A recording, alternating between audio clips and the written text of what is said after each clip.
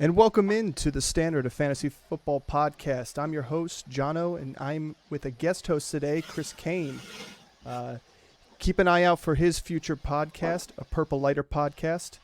We'll shout out that in the link in the description. The draft is about to start off here. We've got Roger Goodell doing the introductions and get ready to kick off this draft. Obviously, we have Carolina Panthers at number 1, and we will be here for our live reactions. Who do you think they're going with at number 1? Oh, this one's easy. It's Bryce Young. This is easy. Everything after here is where it's going to become chaos. I really think so, because Houston has so many different ways they can go, and apparently they've been keeping their lips pretty sealed about what they want to do. I think at the end of the day, Bryce Young is the one to go. If he wasn't for his size, there wouldn't even be a question. And we know that. CJ Stroud is pro-ready, too, in itself.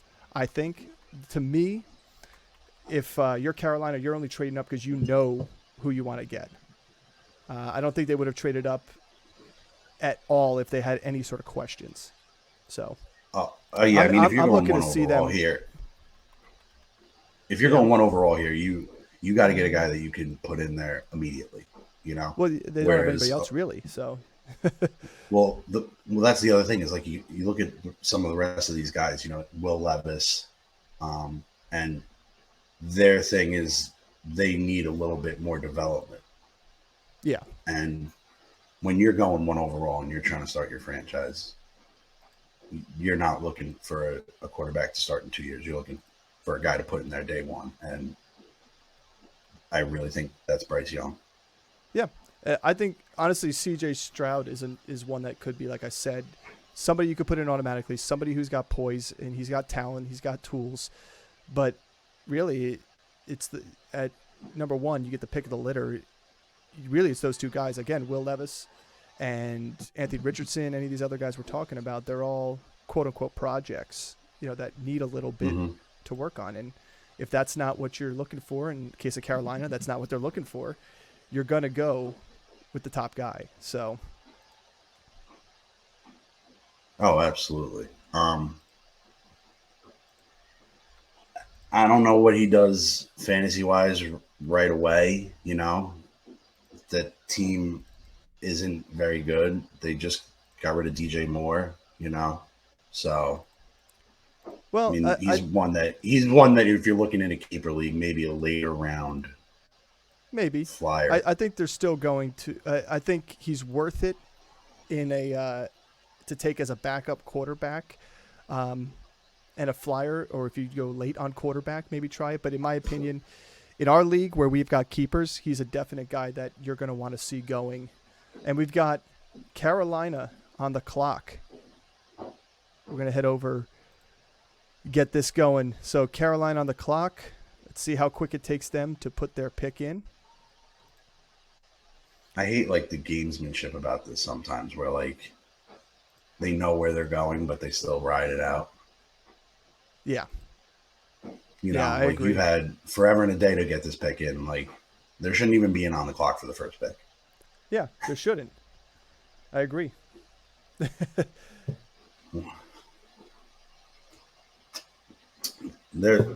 Everything after 1, I think, is where complete chaos begins. I really do. There's so many different directions that, depending on what Houston does, could change the game. Yeah, I think so too. I think Houston has an opportunity at 2 to go quarterback, as we talked about in the past. But in my opinion, I've had this inkling and this feeling that they're going with Will Anderson. I don't see them getting to a point where they're comfortable with that second quarterback. I think they were high on Bryce Young too. And I think because they were high on Bryce Young and they're not going to get him, they could get the best athlete arguably in the whole draft. I mean, you could argue Anthony Richardson is the best athlete, but Will Anderson is a freak, and that guy's going to be an immediate impact to your team. And that's what you're looking for in a top 5 pick. Who can be an immediate impact for my team? Right. And with those guys, those kinds of guys are the the corner pieces, the 10-year, that stay forever, that kind of corner Correct. piece structure. But here's where it gets crazy is what happens if they do take a quarterback? Because then at 3, you have Arizona, knowing that they don't need a quarterback. So well, all those other teams 3 behind can be crazy regardless, even if it's not right, that a quarterback. Well, I think if they don't, I think you have a little bit more wiggle room in play. But, Tennessee might clinch up a little bit if they see Houston take a quarterback, knowing that the Colts are taking a quarterback at 4. Yeah. Yeah, I agree. We're live now, by the way. We're live. I see Lambros in the chat. Welcome, Nick. Caroline on the board, about 7 minutes left on their clock. They're just milking it right now at this point.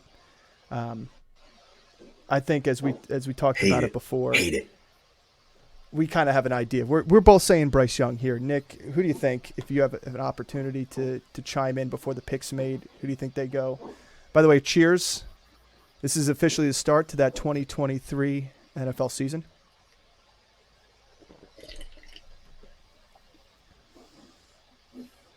Man, this is exciting. Now, as an Eagles fan, I want to hear what your thoughts are on who you would like the Eagles to pick while we're in the middle of this. It can go so many different ways. I mean, I'm really not the one who wants Bijan. There's been a lot of talk in Philly about Bijan or bust, and I'm not that guy. Yeah. I lean more towards hopefully trying to get Jalen Carter. Yeah, I think you guys are going to have an opportunity to get either one. I'd be surprised and if you don't, if Jalen Carter, the talk of him possibly going to Seattle, I'd be surprised if he did make it down to the Eagles, but I think there's a chance he still does. Bijan is another one that he could go 8 to the Falcons, which is a great landing spot for him too. Yeah, I mean, if you're the Falcons, draft the guy last year. Yeah, but late rounder. I think they drafted a guy in the 3rd or 4th round, and they have Cordero Patterson as the other main running back. If you're the Falcons at 8 and Bijan's there, he's the best offensive player in this draft. I think they're hyping up these receivers to be better than they are because everybody wants it's a receiver league and a quarterback league. But I think Bijan's the best weapon you can get. And if you're Atlanta and you need weapons, you got Drake London in the 1st round last year. You've got your quarterback, Desmond Ridder, you've got to test out. You've got a great tight end.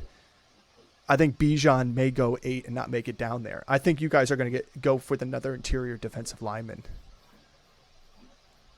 I'm okay with a defensive lineman, or if like Sporonic, one of the O-line guys, falls to us. Oh, yeah.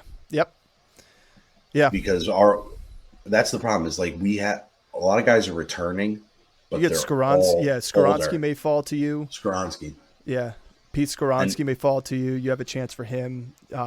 Paris Johnson Jr., I think, is the most ready to be a tackle.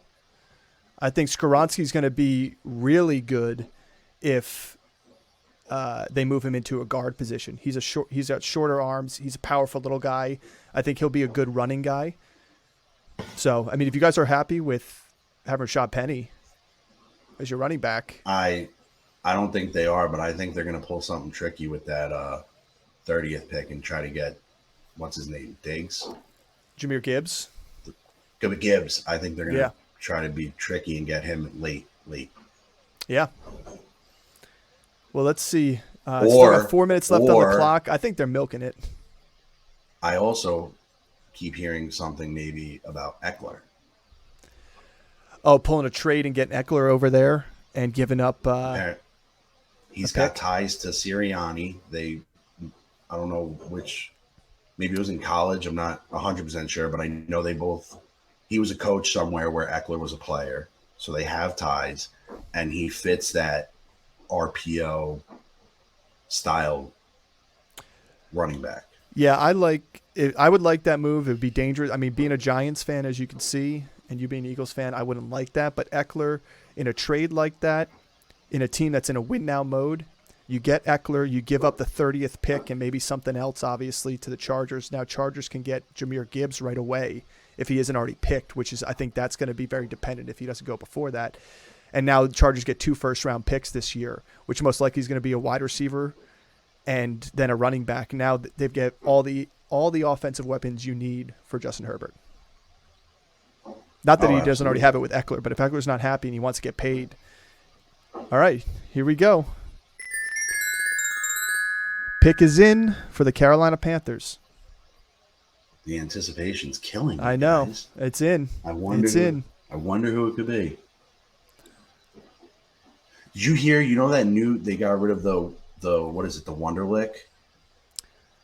Yeah, the S2 test now is what they call it. Yeah. Did you hear that, there's this big thing going on with CJ Stroud not doing well on it, and Bryce Young doing well on it? Yeah, he had a 98% Bryce Young, I think, or 90. Yeah, he's been taking it since the 10th grade. He's been doing it since the 10th grade, apparently. Of course. But it's all situational stuff. I mean, it's all stuff that it's all situational related. I mean, I wish I could have pulled it up and taken it myself. But that being said, regardless of the fact is, you still get an 18% apparently for CJ Stroud. I mean, Anthony Richardson got a 40-something percent. Everybody else in the 90s. It's an 80s, so I don't know. But I don't know. I don't know how much weight goes into that in what they're deciding.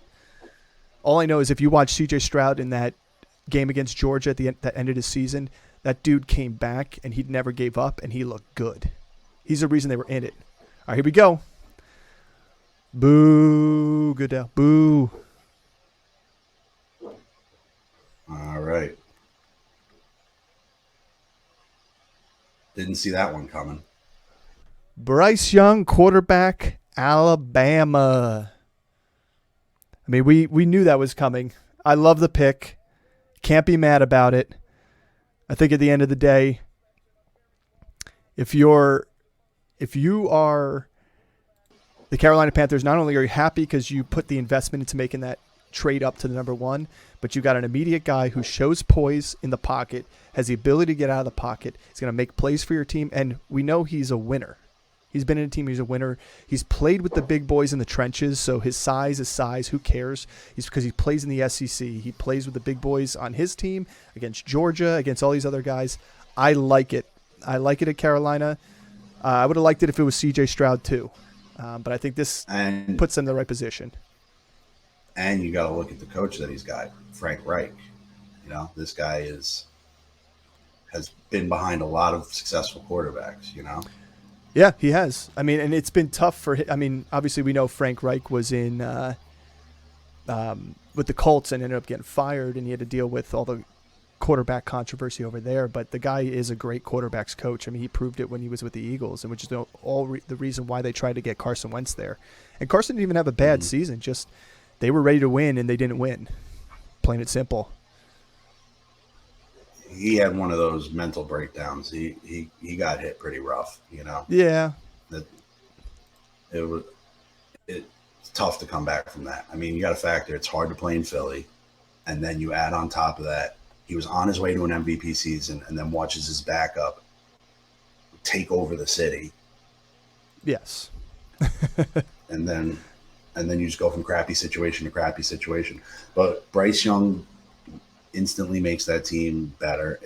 That division is god awful, so 8 games out of the year they're going to be playing against bad defenses, bad offenses. So there's potential. I mean, would I take him as my first quarterback?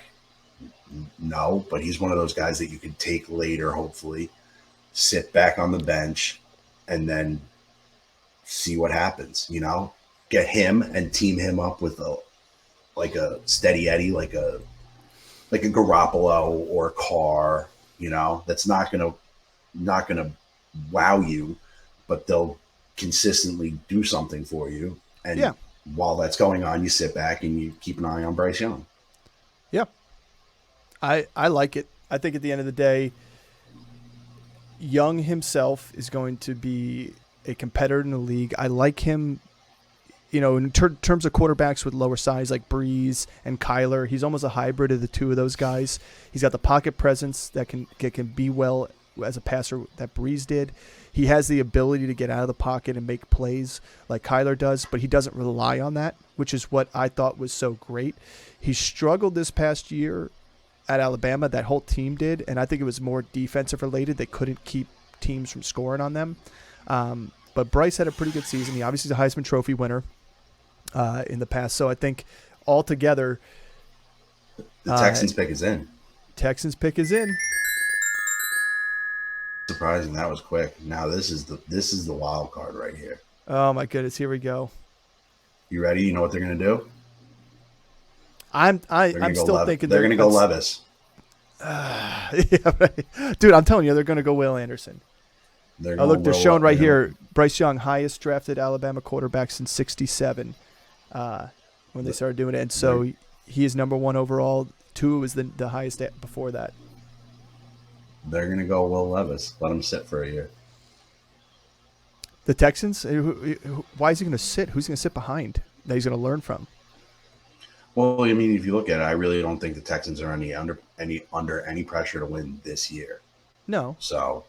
No, but are you going to let C.J. Stroud, or are you going to let one of these other guys have an opportunity to fall down to you to the Colts at 4 in your division?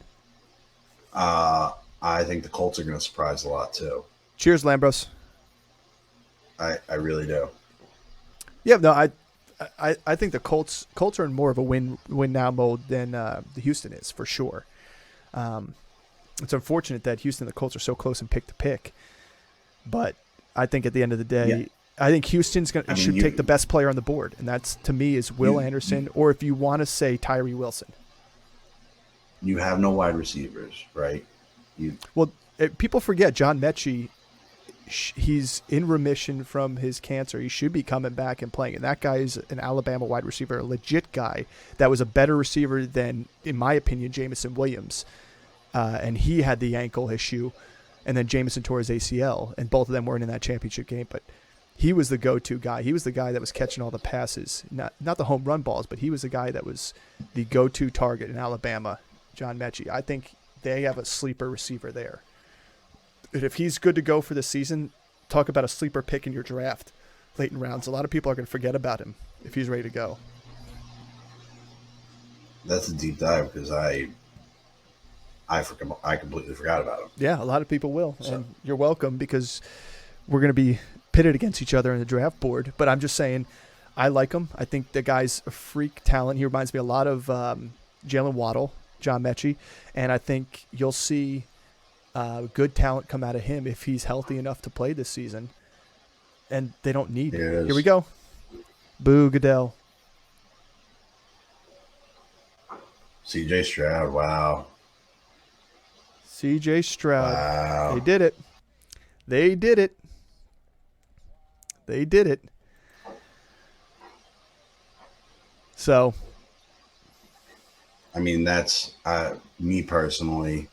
I always tend to get burned in these situations, but me personally, that's a hands-off approach for me this year with C.J. Stroud. It really is. Bad offenses with no weapons. Just, I don't like it. I mean, I know you can look at it the other way with negative game scripts. I wouldn't say he has no weapons. Let's not forget, like, you have a decent running back there. I mean, Dameon Pierce is going to be... You don't get points for him handing it off. No. Granted, yes. But I think, at the end of the day, it's not like they are completely screwed. I think they'll make a move here at 12, give him another offensive weapon. So... But it's not a wide receiver draft. No, but I mean, you get Jackson Smith and Jigba or Quentin Johnson, a big guy, to go downfield. I think they can still do it. You don't forget, you still have Nico Collins there, who had a decent season last year. Mm-hmm. I don't know. I don't think they're completely screwed. That's my opinion on the matter. But I'm not saying screwed. Me personally, like in situations like this, like especially at the quarterback position where you're kind of looking for at bare minimum consistency. Yeah. I just don't think that you find it in a rookie on a bad team with Now, granted, not as many weapons. Yeah, one of the knocks, too, about both these top quarterbacks, more C.J. Stroud than Bryce Young, is C.J. Stroud played with some legit receivers at Ohio State. And, yeah, he is now going to a place where he doesn't have that quite yet. But, again, like I said, I think people don't understand how good John Mechie is if he comes back healthy and ready to go. You still have Nico Collins. Yeah, we got Robert Woods in there, too, as well. So you got a veteran receiver to help him out. Not that veteran receiver like Robert Woods is really going to be an impact, but I think he's not left with nobody. He's that safety valve. He's that, oh crap, I don't know what to do with the ball. Where do I go? He's usually open. Yeah, he's going to be there. And they like their tight ends too, and they always have decent tight ends that can play the game. So I don't hate the pick. I would have liked to see them go Will Anderson. I think it would have been better for them, especially a couple games last year. They were the number 2 pick. There were a couple games that they wouldn't have been the number 2 pick had they had a better defense towards the end of the game and were able to stop a team from scoring or get in field goal range. So you definitely don't have that by going C.J. Stroud. But that being said, don't hate the pick. Again, now, how is he with his legs? He's not really a he's mobile. Right? He can make but he's mobile enough. He can make the plays. So I think he'll be good enough in making those plays for that team. Because ultimately, like you saw it with Jalen Hurts last year, the cheat code is rushing quarterback. That is especially for fantasy football. But you go to the NFL and the amount of rushing touchdowns he had last year Hurts on those, and all those. You look at Allen and him on those 4th and 1s and how easy it is to go for a 4th and 1 now in the NFL. If you've got that, because you can push your quarterback from behind now. Stroud's a big enough body that's able to do it. You're not doing that with Bryce Young that often, but Stroud is somebody you can do it with. Absolutely, and that's what I'm saying is in fantasy, the cheat code is a rushing quarterback because they automatically give you a certain baseline that just gives you confidence and reliability going into the week that allows you to, take risks other places. Yeah, but also just gives you an opportunity to open your playbook more. It gives you a whole boatload of plays, and I think both these guys, fantasy-wise, are ones that are worth maybe taking a flyer on later on if you go 0 QB. Now, in our league and in standard fantasy, touchdowns matter, and you get one of these guys here that can use their legs just like Jalen Hurts does. To me, I think at the end of the day, that helps with these two guys because they both can be an opportunity to get in the end zone with their legs in the red zone. But again, when touchdowns matter in a standard league, do you expect there to be that many touchdowns coming from these two rookies? I don't know. It's tough to say. I mean, are we getting a Herbert or type situation where he comes in and throws 20-something touchdowns as a rookie? Possibly. Yeah, but Herbert had a completely different situation around him too. Exactly. You look at him, he had Mike Williams and Keenan Allen, Austin Eckler. He had a defense backing him up, And these guys are going in. His rep was the cannon, and he's flaunted that cannon in full force throughout the years. Yeah, these guys aren't that. Yeah, I'd like to see. There's a minute left on the clock here for Arizona, so they're sweating this out. I wonder if they're trying to make a trade here. There's a trade. You're a little bit ahead of me, so just FYI. So do you? All right, I'm like 3 seconds behind you. Okay. All right. Trade pick. We got a trade to the Texans. Are you kidding me? Now you think they grab Will Anderson? Did they have to grab Will Anderson here? The 12. They trade down to 12. Pick is in.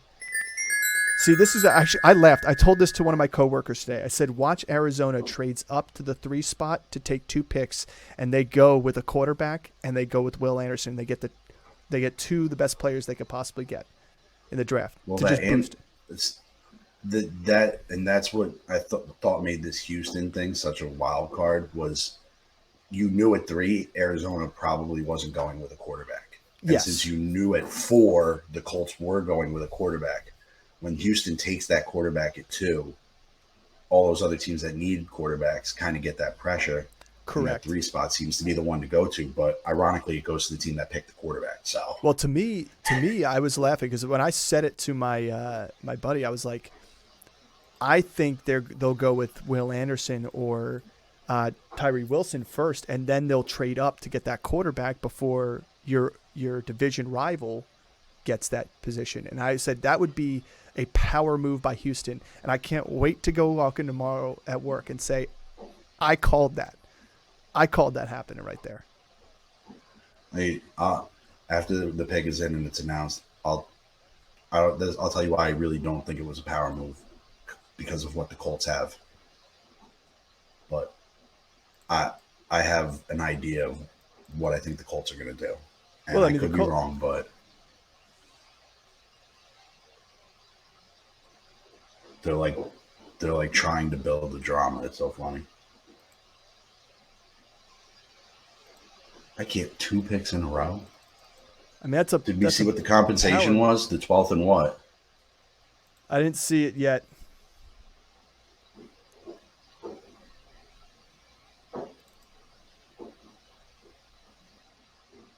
Oh boy. Oh, I got my Sixers shorts on too. Let's go Sixers. There it is. Will Anderson. It's a good pick. I like it.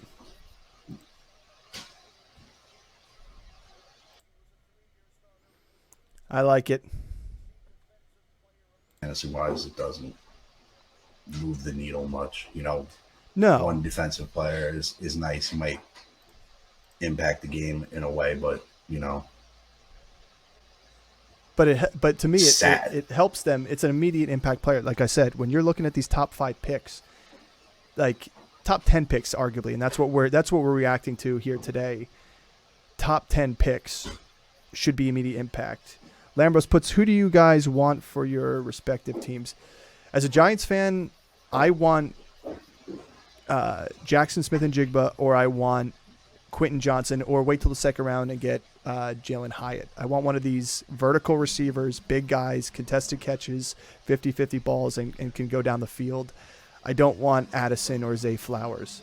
And if we're not going to get one of those big guys in the first round, I'd ideally like to get a guard or center, although we do have a decent center we picked up in offseason, but a guard or a tackle, somebody that can help. And if we're going to try and keep Saquon Barkley, we need that help at the rushing game, and we need Daniel Jones protection. So to me, it's first round, take one, second round, take the other. I don't know. What do you think about your Eagles?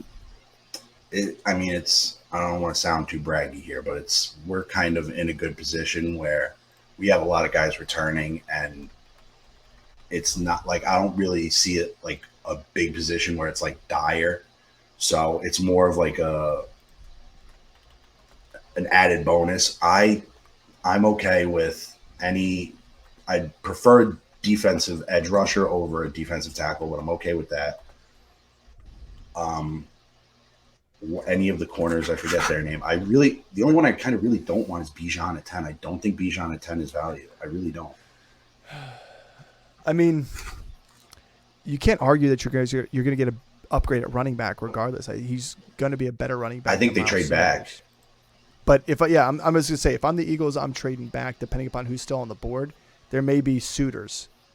Especially a guy. See, I'd be okay with trading back to like 16 and grabbing Bijan there and getting. If they traded back and he fell down there? Yeah, I mean, next year they have 5 picks in the top 100 again next year. Yeah. So we're able to restock again next year too. 2 first-round picks this year.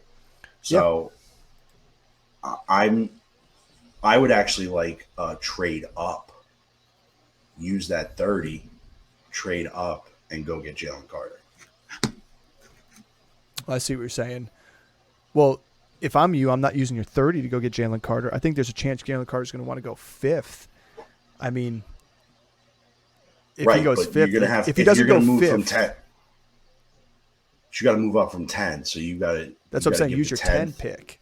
I think it's easier to move that 10 to get him. But I don't think if Seattle wants Carter, you're not getting it from Seattle because you're not trading up to the Colts here at 4.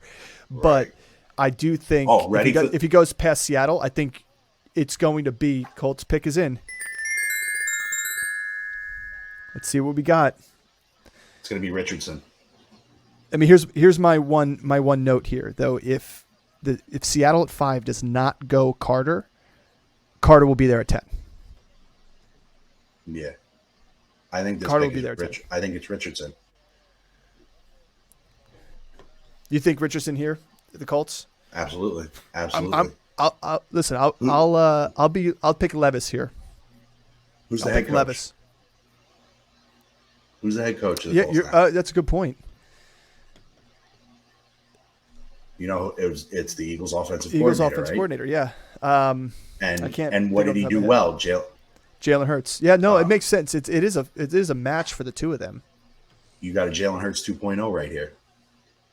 If not like talent, like physicality wise and athleticism is better than Hurts. Absolutely. But I will say Hurts has poise like no other, and he has that. He's had that since he entered as a rookie. That's hard to do. It's hard. That's an intangible. But yeah, okay. Colts pick is in. Let's see if you're right. I'm gonna say Will Levis here. That's gonna be my guess. Although, because I just don't know if the Colts have been using quarterback carousel, and I don't know if they're ready to try another chance at a quarterback here. So you think Levis is way safer than Richardson? Yes, because I feel like Levis, being a good pocket passer, he's got the ability to scramble and he's a big guy.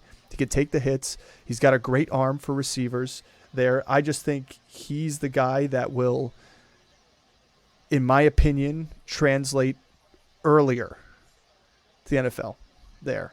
Who's got a higher ceiling? Richardson does, but he's got the lower floor.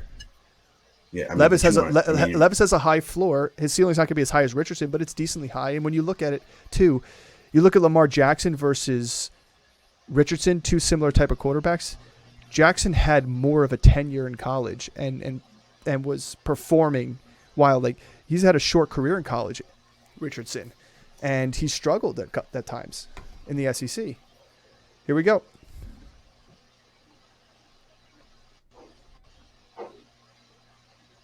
Anthony Richardson. Wow. You called it. You called it. You can call me Mel Kiper Jr. I will do no such thing. Let's just say that. I will do no such thing. It's live. It's out there on the airways. You guys all saw it. I told you what was going to happen. I mean, again, I don't love the pick. Mostly because I just don't see him being ready to go day one, but he could prove haters wrong like me. He could prove them wrong. If he's going to be the starter right away, which, I mean, it's obviously looks like he's going to be, this is a guy that's going to do a lot with his legs. He's got a big arm. He's going to take some chances. He may be somebody that'd be worth taking a flyer on over Young and Stroud, because that offense with Jonathan Taylor can move the ball a little bit better. Absolutely. What's the most important, two important relationships in an NFL franchise?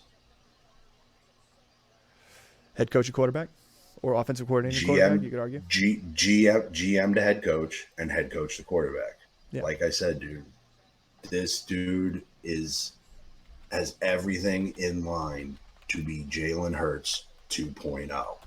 Yeah. I think in 2 years we will be talking about this guy dominating the NFL. I don't know. And projecting it forward to fantasy cheat code, this is the guy. Look at it. He's coming into an offense with Jonathan Taylor, Michael Pittman. But are you saying this? You're saying he's going to be like Lamar Jackson come into this league and take it by storm and have a MVP by his second year? I'm not. I mean, like take it by I'm not storm. projecting. I'm just saying that he will be someone that will be known in the NFL, and he will be a commodity in fantasy football. Yeah, I mean, I mean, listen, his hype because of the combine came up. His name wasn't up there that high until the combine. And sometimes the combine plays tricks with your eyes. That's the thing that scares me about him. Because I watched him being a Georgia fan, watching him at Florida, and there were games he was great, and there were games where they needed him on his back, and he just couldn't deliver. But again, it's a different story in the NFL. You get somebody that could take him under their wing and really train this guy. He could be the next Lamar Jackson. He could also be the next Josh Allen.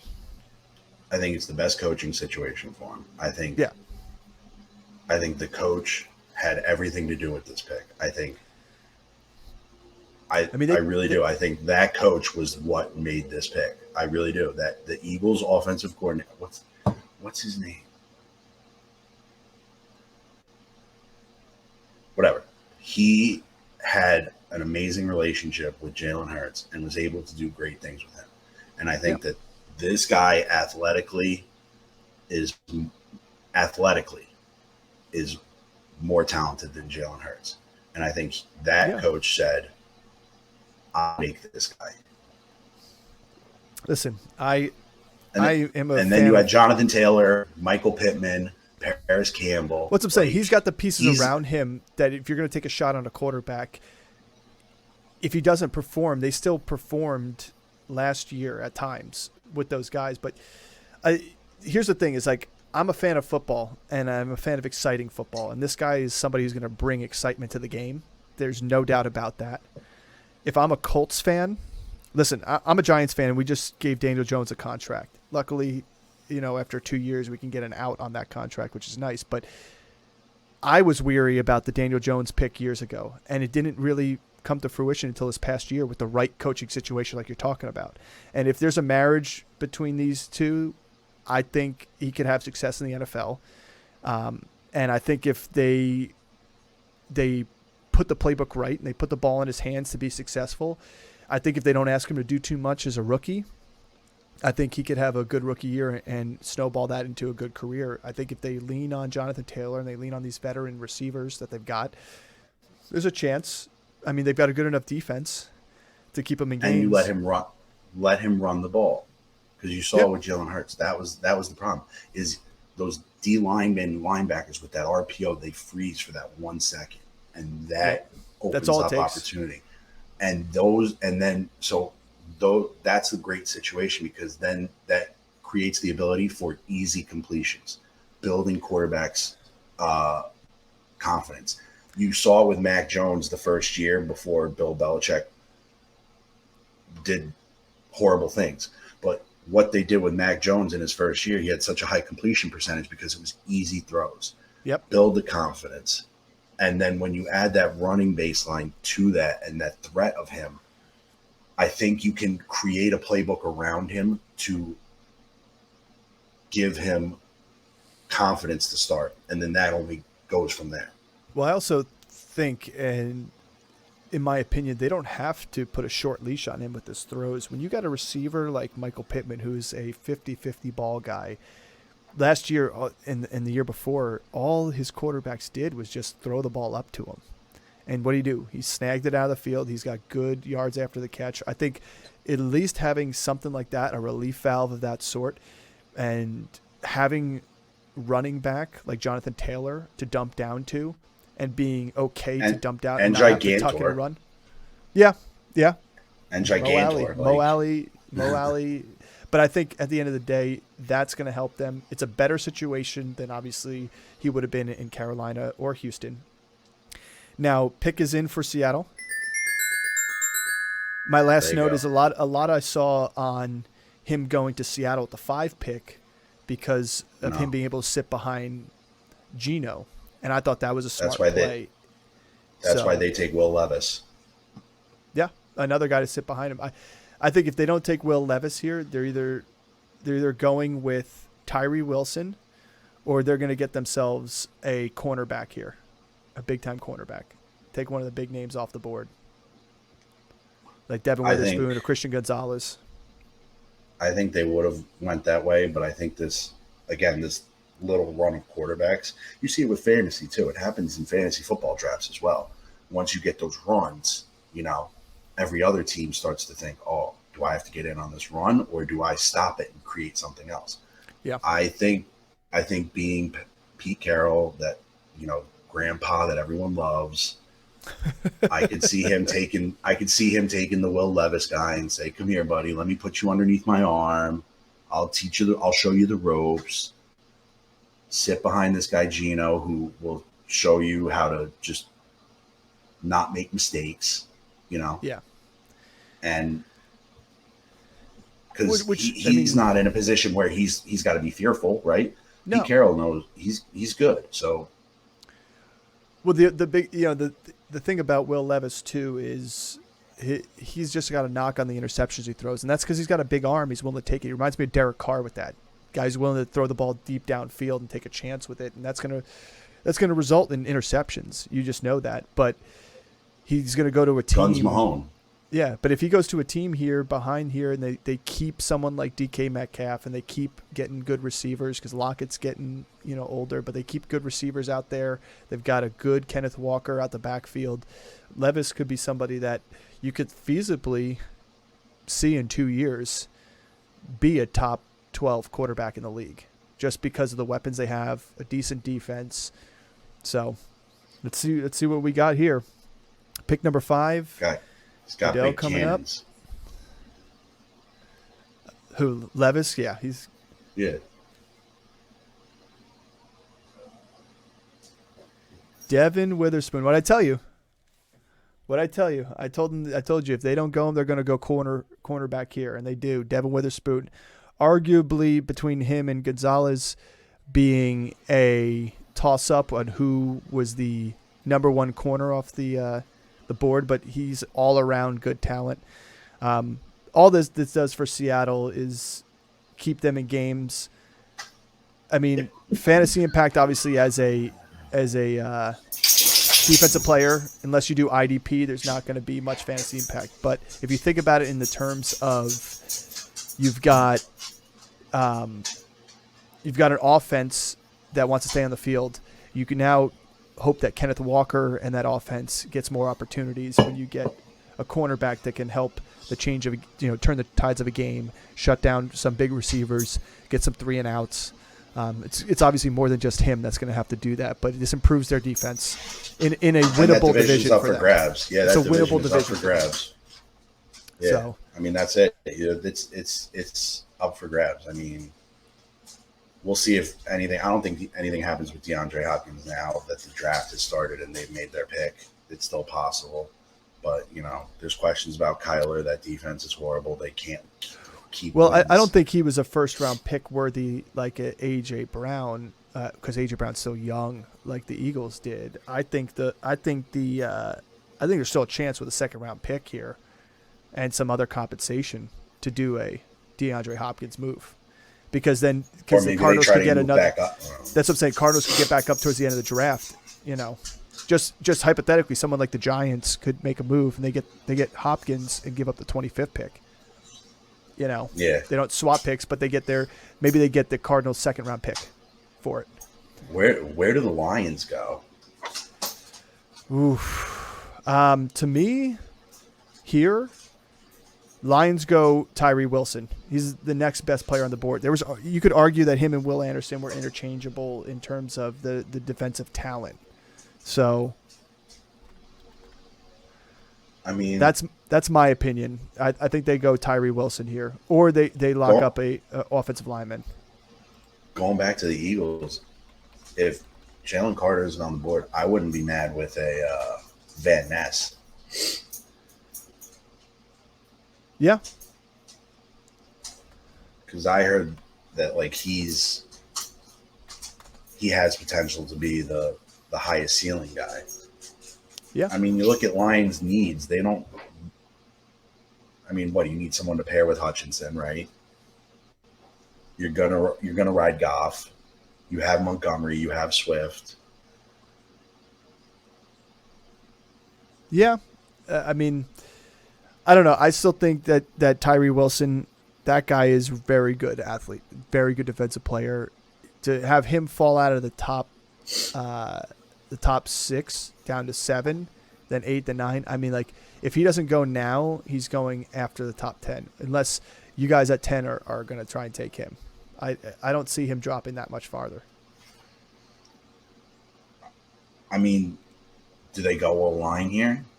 Goff isn't a mobile quarterback. They need to keep him up. That's what I was saying. I think O-line would be a decent enough pick, and you can't go wrong because you could take the best one on the board, who I think plug and play ready to go is Paris Johnson Jr. So, so I think it's between him and Tyree Wilson. I just feel like Tyree may be the move to make here. I don't know.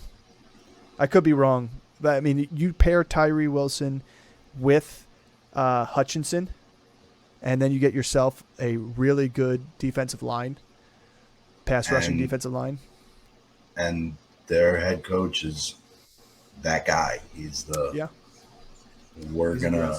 you may beat us, but you're gonna remember us. Yep. Well, think about who they got to play to in the season. I mean, you have to go play Justin Fields twice. Don't you want some guys that are going to be able to get to him and get on him, early and dominate your division? I mean, that's really what it comes down to. Is the Lions should have been a legitimate playoff contending team last year. They had a couple pieces missing that made them a force. That missed making them a force. And I think if that you don't have Rodgers, they don't have to. Now that you don't have Rodgers, that division is up for grabs. That's what I'm saying. I think they win that. I think they win that division. I think they can dominate that division on the defensive side of it because, they got rid of Okuda, but I don't think he was doing too much for them anyway. He always struggled to keep on the field and healthy. But, I mean, that's the other thing they could do here is go Christian Gonzalez. You have Tyree Wilson, Christian Gonzalez. You beef up your cornerback or you beef up your D-line. I think that's the route they go because they've already made the moves in picking up, David Montgomery at running back. They've got the receivers they need there. Jamison Williams did get suspended 6 games. However, it's 6 games in the course of an 18-week season. I'm not too concerned about that for them because they can lean on their running. But if you've seen coaches influence the picks that these teams are making, I think with Campbell, I think the likelihood of them is higher going interior lineman than it is going a corner. Pick is in. We'll see. Cardinals trade alert. Trade alert. Lions trade their pick to the Cardinals. Cardinals bounce back up from 12 to 5. They must have liked something. I think they go Tyree Wilson here, or they go O-line. I don't think they would trade up to 12 to get O-lineman. I think they go Tyree Wilson. I mean, they what? Because at 12, I think they could have still got a top 3 offensive tackle. They would have Paris Johnson Jr. They could have got Pete Skoronski. They could have got Broderick Jones from Georgia. Like all 3 of those guys could have been plug and play. It'd be interesting to see if they did this. So they get the 6th overall and they gave up their 12th overall and the 2nd round pick number 34. And I wonder if I didn't see that's top. Yeah, that's the 2nd pick. I wonder if they got. I didn't see the trade earlier when they traded out to see if they got another 2nd round pick in that trade down. Oh yeah, what their compensation was. Yeah, I didn't get to see that in time. So maybe that's why they're willing to give up that pick that early. But again, you're going to do that to go get that offensive tackle to protect Kyler Murray. I mean, it makes sense. You paid him. You invest in him. Right. You paid him. You got to keep him upright. It's a good point. Let's see.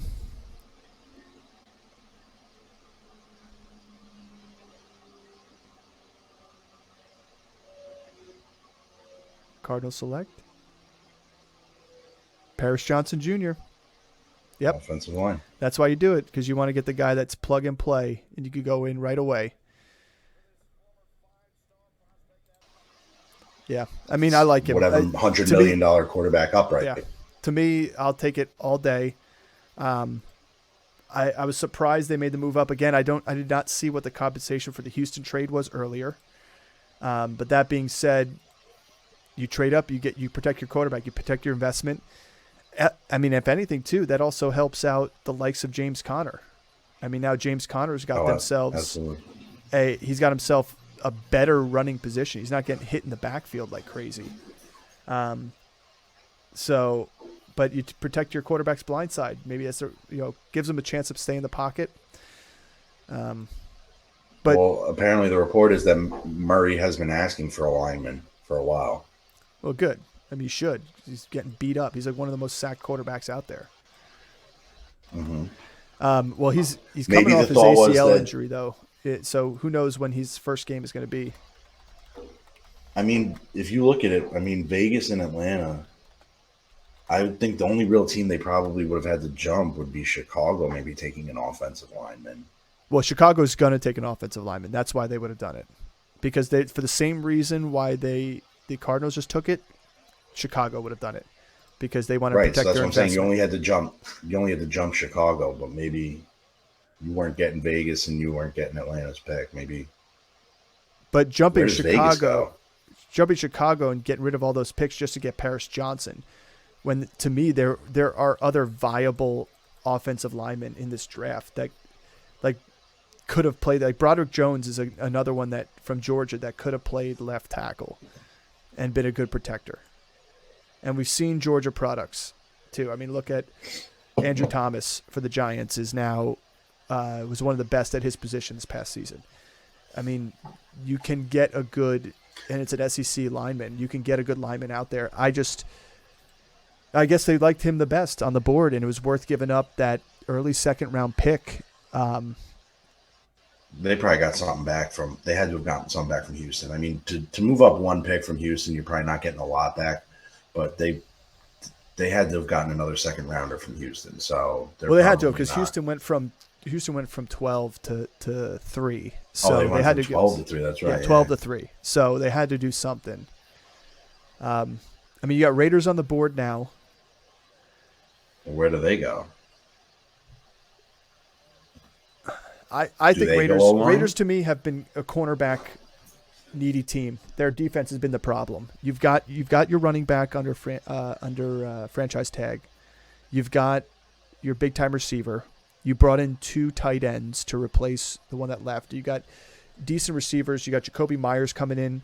You've done what you need to do on offense. But if you they lost so many games by one. I saw a stat last year. If you took all the games that teams lost by 1 score or less, meaning 7 to less points, and you reversed the outcome, meaning that the games that they lost by 1 score, they won instead, the Raiders would have led the entire league, the entire NFL in record. 100%. And it was all. But sometimes is that defense is that, they had bullshit going on in the locker room. That could have been just. No, but it was just they couldn't stop. There's way more factors. I watched their games last year. They could not stop people. So, in my opinion, you're going Jalen Carter or you're going Christian Gonzalez. Those are the two that I'm thinking. And I think Gonzalez is the move they want to make because they've got a decent pass rush. They showed it last year. They have always had a decent enough pass rush there. And I think you go with Christian Gonzalez to give yourself a good opportunity against receivers in that division, which is a pass-heavy division. Is you got to play the Chargers twice. You got to play the Chiefs twice. You got to play the Broncos twice. Let's get yourself a cornerback that can take somebody out of the equation. I think the smart move here is to take Gonzalez. And because he's sitting there, it was between him and Witherspoon who the better cornerback is, and you could have flipped a coin. I think he's the guy. Gonzalez is the guy you take.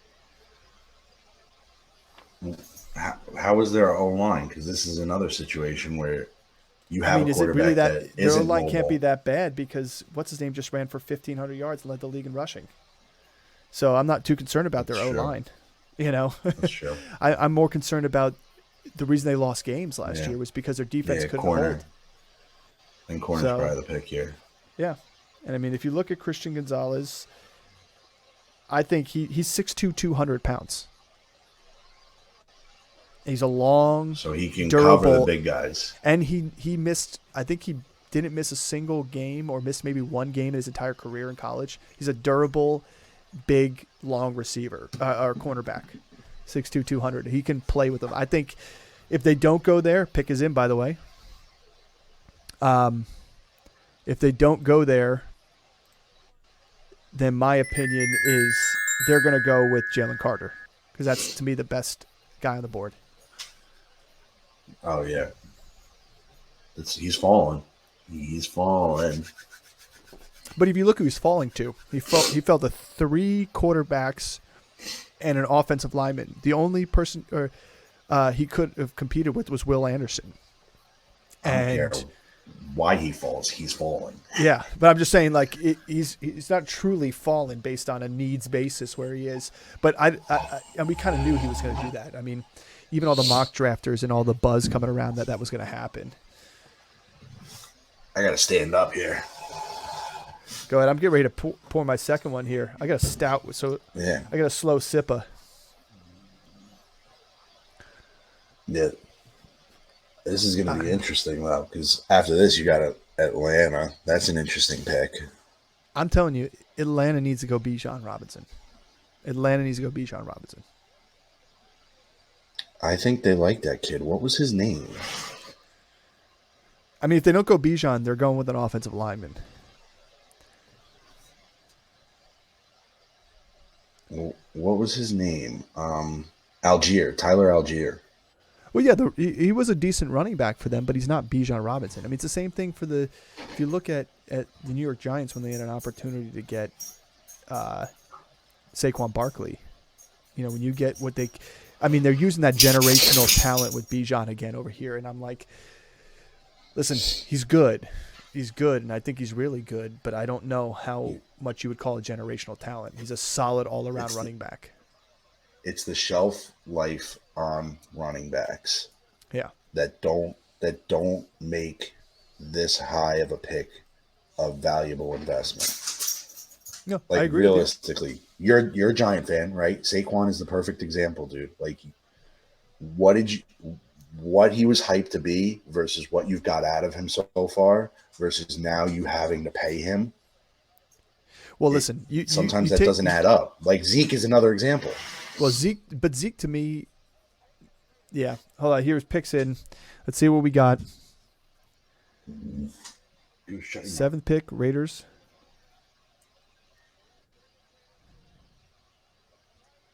Tyree Wilson. Defensive end, Texas Tech. Yeah, I told you, I mean, that guy, I thought he was going to go last pick. I like the suit. Oh, he's looking fresh. I like those shades. If I wore those shades, though, those things would be way too big for my little head. No way. You can't pull them off. None of us could. I don't need to pull them off, though. I'm not being drafted top 10 in the NFL.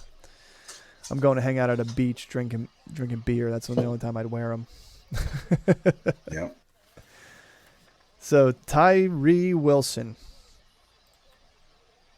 Got Max Crosby on the other side. That's a good pick. Yeah. I enjoyed it. Again, fantasy-wise, I don't think it makes much of a...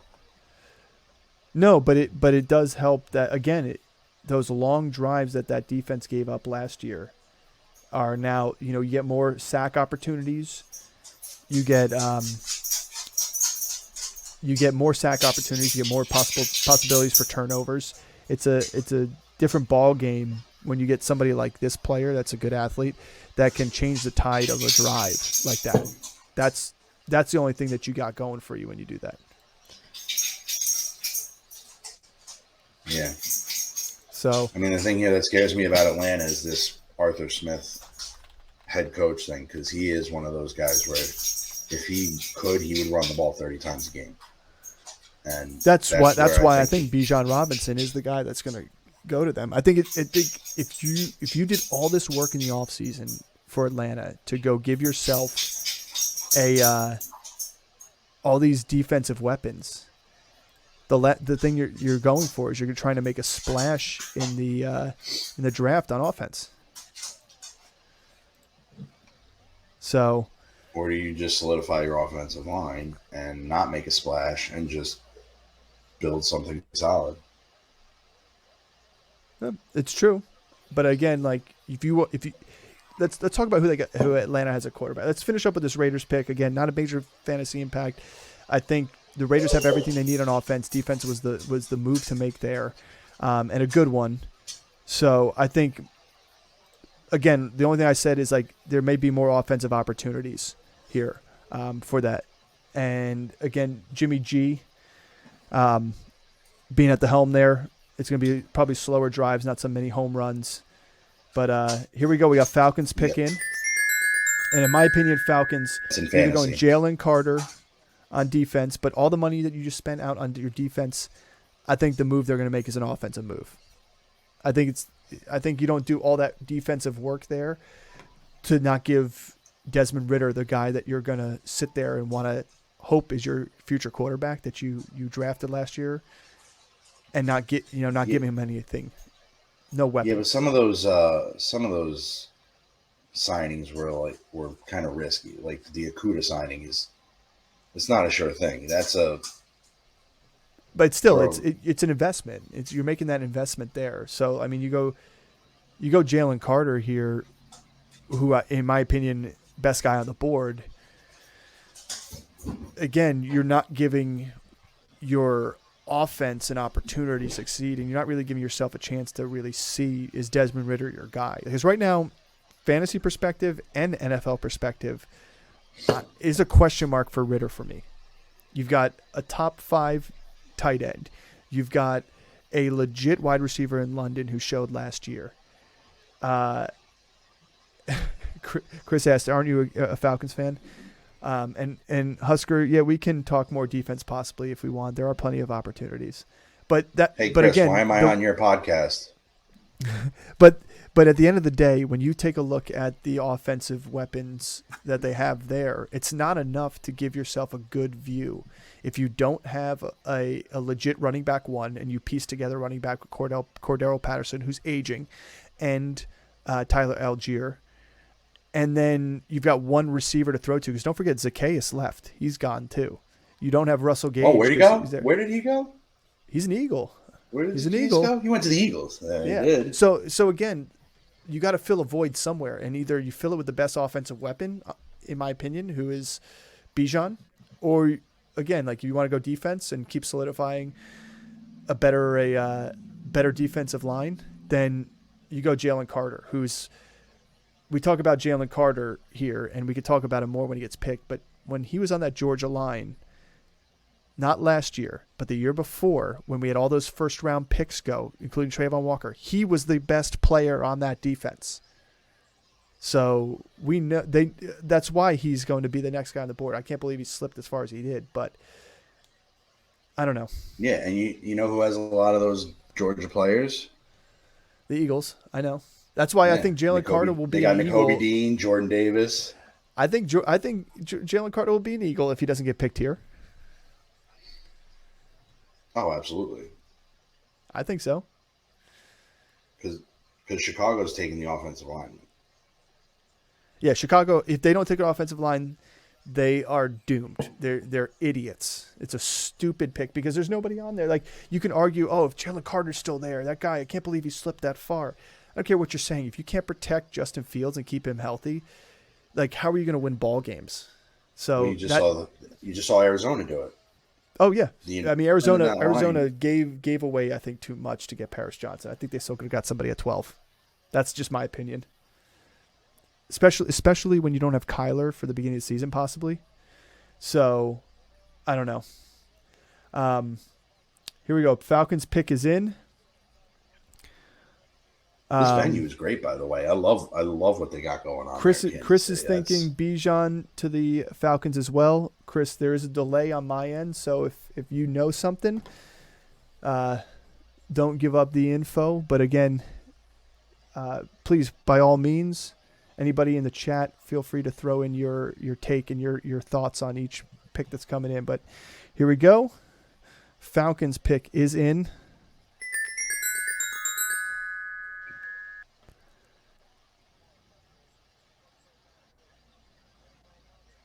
I think the fans one day should just not boo him and cheer him instead. See what he does.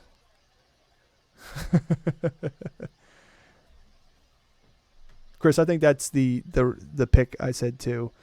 And Zapanis, I think that's a good pick. I think Bijan is the better pick here for the Falcons offense. But we shall see. I've been proved wrong twice already with the Richardson pick and the Paris Johnson, although I was kind of leaning on that one.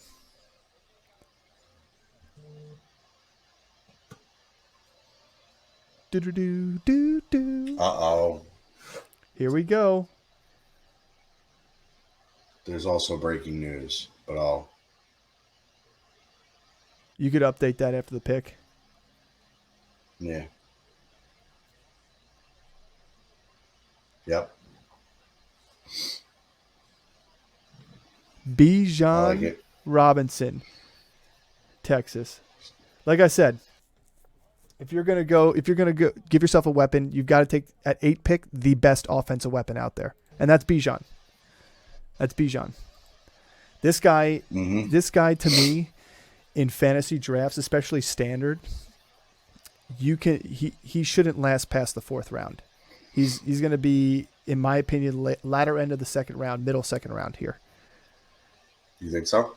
I think so. I think if he falls past that, it's a steal for somebody because they're going to ask him to do any running back that gets drafted in this league now. They're going to be asked to do a lot. And they're going to run these guys in the ground and then not pay them because that's just how they're doing it right now. So why not do the same thing with Bijan Robinson? Yeah, Chris just said the Eagles traded up to 9, so I think they're going to take Jalen Carter here at 9. But I think Bijan is a great fit for them.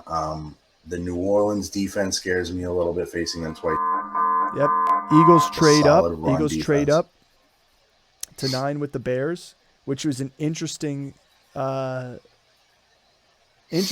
to do. Yeah. I mean, they must know that the Eagles are probably not going offensive line and we're willing to take some more compensation. And pick is in for the Eagles, by the way, so keep an eye.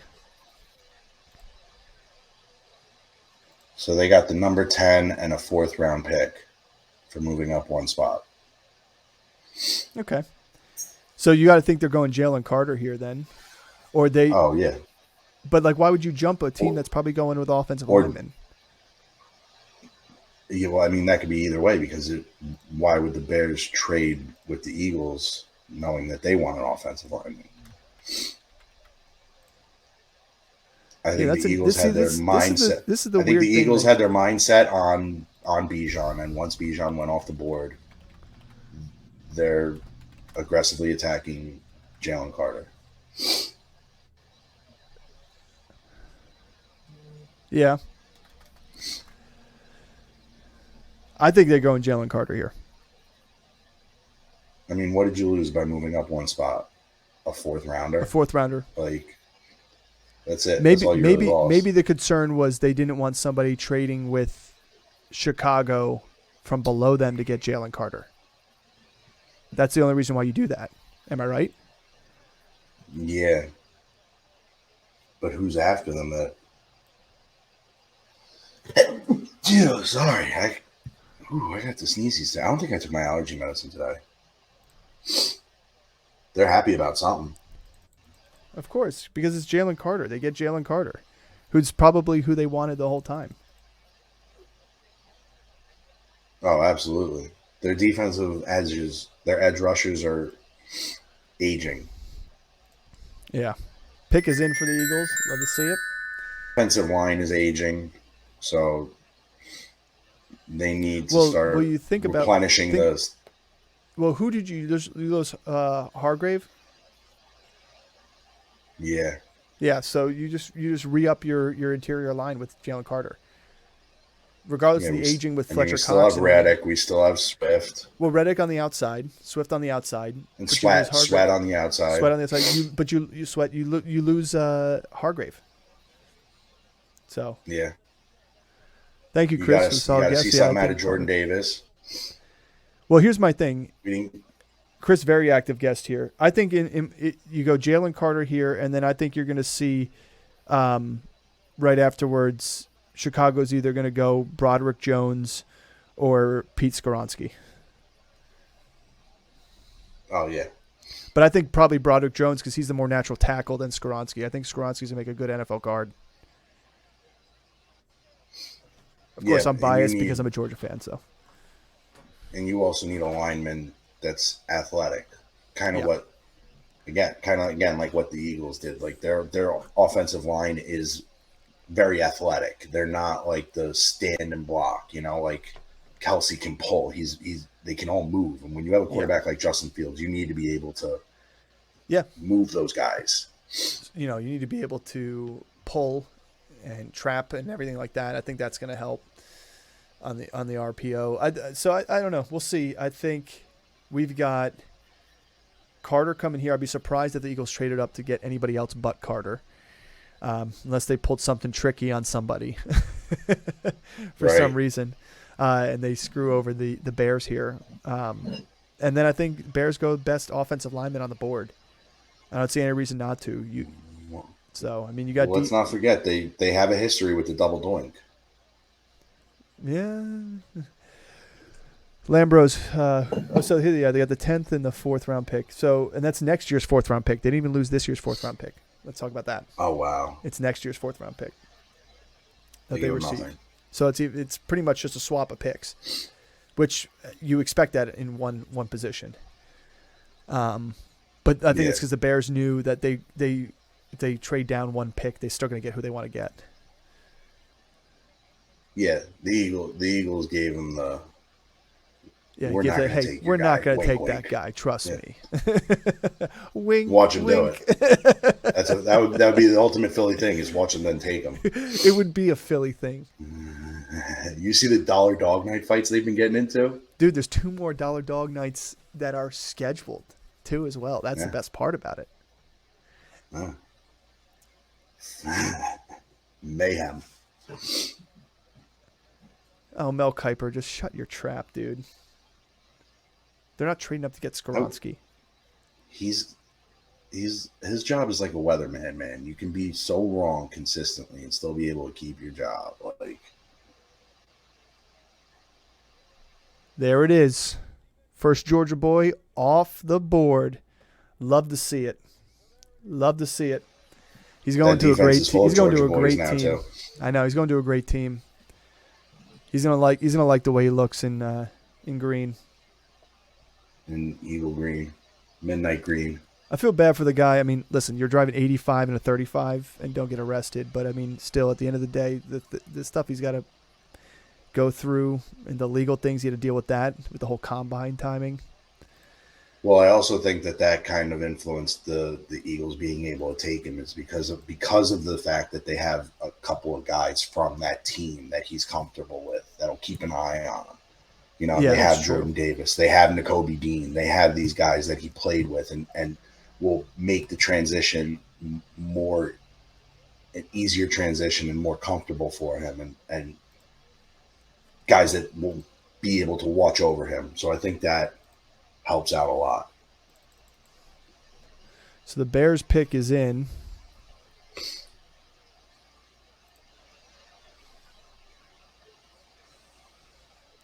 He's a big wrecking ball, man. He's a big boy. He looks like he's a big boy. Picks in for the Bears. It's going to be a little bit because they're going to do all their show stuff here and there. I know it. Again, I think this is more of a depth thing for the Eagles. I mean, they're still going to have a good defense. Yeah, but now you pit Carter and Davis together. Right. Try running on that offense. Try running on that on that defense. I mean, I'm not happy about it as a Giants fan. It's a smart move. Look at this. They have a little handshake, him and Goodell. They practiced those beforehand. Goodell got interviewed, and they were talking about it one time that, guys come up to him and say they want to do this or say they're going to lift me up and whatever, and they practice all that stuff.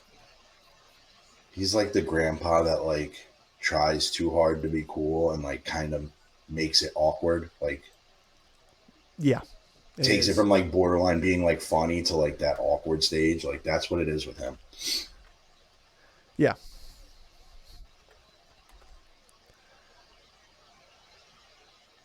I agree. I don't know. I'd say that guy's a fan. Dude, I feel like they invite him every year. Isn't that the same guy that you see every single year? Wasn't he the one that was in the interviewer's face screaming last year in Nashville? And they're like, and she got like weirded out. Philadelphia tends to have that effect on people. Yeah, if you ever go to a Philly game out there, people, you will be amazed. You will be in awe. You may not even watch the game. They're good people. They're good people. They're good people. They're good people. They're intense people. They're intense people. It's the Northeast thing, though. You know, I mean. Well, yeah. I can't say Jersey and New York aren't better, but there's a difference at Giants game versus an Eagles game. Let's just be honest. Well, I mean, also your Giant games are those are your Richie New York guys. You know, if you're gonna compare it to something, you got to compare it to the Jet game. You know, because those are the degenerates. We got a degenerate in chat, I think. Degenerate. Yeah, we do. We have a league full of degenerates, me being one of them. But hey, keep it interesting.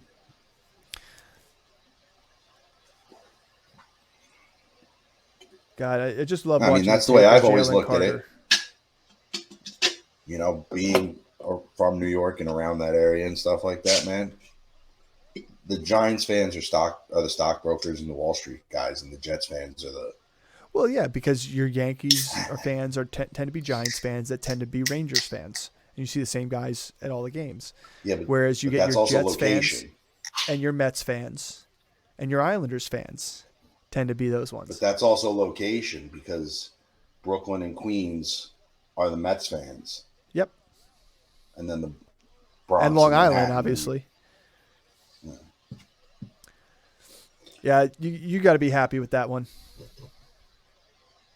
Yeah, I mean, it's depth. I mean, you add him to Riddick, you add him to Sweat, you add him to Jordan Davis. I think it's less depth than you think, because I think he's more ready to play in the NFL than Jordan Davis was because of his athleticism.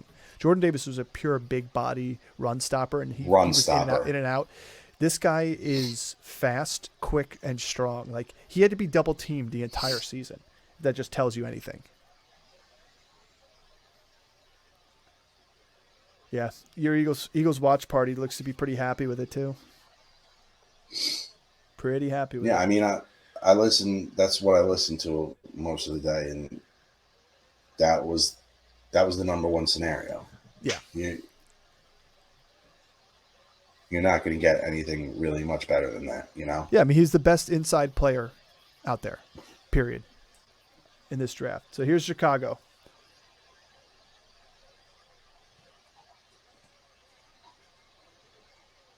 Darnell Wright, offensive tackle from Tennessee. Yeah. Darnell Wright. He's a solid pick too. I don't know. I don't know if I'd consider him the next best player there, but I don't know. He was good. Fields was the most sacked quarterback. He was under the most pressures. He got hit the most. Like, if you want any sort of longevity out of this kind of guy, this is what you needed to do. Yeah. No, I mean, knew they were going to tackle. I thought they would have maybe not went Skoronski because, like I said, I think Skoronski is more going to be a better guard in the NFL, which is why I think people are watching him drop down. But I think when you look at it, you still had Broderick Jones, who's a big plug-and-play from Georgia. But, Wright, I think Wright was right up there with him, too. I think after Paris Johnson, who I thought was the best one in the league, best tackle in the league, you could choose interchangeably between those two. So, again, I mean, I think maybe it was more the athleticism. I mean, if anything, what this does is this helps that Bears offensive line. So that helps out for sure people who want to go ahead and draft Justin Fields. I think this is going to give him an opportunity to be a better passer this year and not rely on his legs.